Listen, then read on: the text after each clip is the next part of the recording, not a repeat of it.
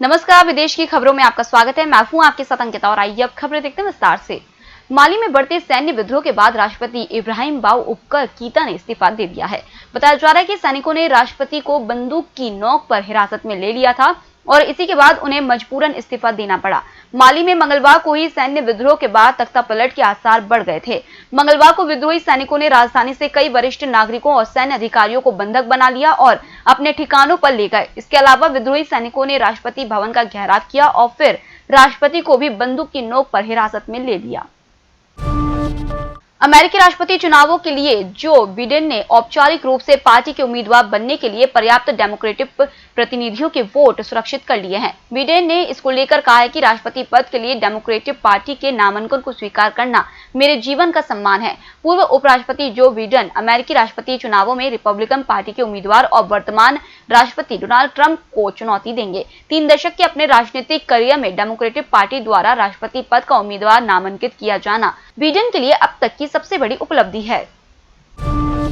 चीन की सत्तारूढ़ कम्युनिस्ट पार्टी ने राष्ट्रपति शी जिनपिंग की एक मुखर आलोचक को पार्टी से निष्कासित कर दिया है। उन्होंने राष्ट्रपति पर आरोप लगाया था कि वह चीन के लोगों का आर्थिक और सामाजिक दिक्कतों से ध्यान भटकाने के लिए भारत और चीन के बीच विवाद को भड़का रहे हैं। कम्युनिस्ट पार्टी ऑफ चाइना ने भाषणों से देश की प्रतिष्ठा को नुकसान पहुंचाने के लिए सेंट्रल पार्टी स्कूल की पूर्व प्रोफेसर काई शिया को निष्कासित कर दिया।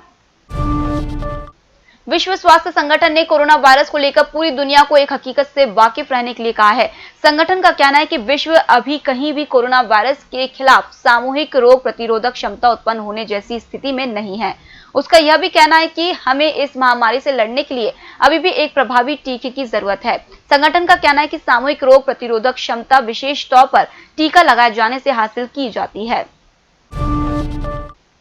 चीनी नौसेना अगले 5 साल में अपने युद्धक पोत डिस्ट्रॉयर्स की संख्या में 2 गुना तक इजाफा कर लेगी। अभी जहां चीनी नौसेना के बेड़े में 20 डिस्ट्रॉयर हैं, जिनकी संख्या 2025 तक 39 हो जाएगी। पेंटागन में पेश रिपोर्ट के मुताबिक आधुनिक रक्षा उपकरणों से लैस डिस्ट्रॉयर में 6 टाइप 052C, 13 टाइप 052D और 1 लीड टाइप 055 लगा है।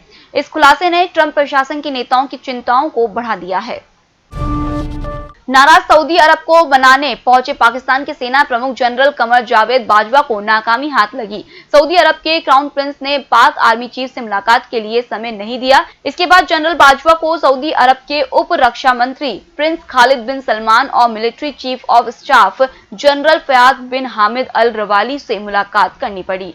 सऊदी अरब द्वारा पाकिस्तान के सेना प्रमुख को सम्मानित किए जाने का भी कार्यक्रम था, जिसे स्थगित कर दिया गया।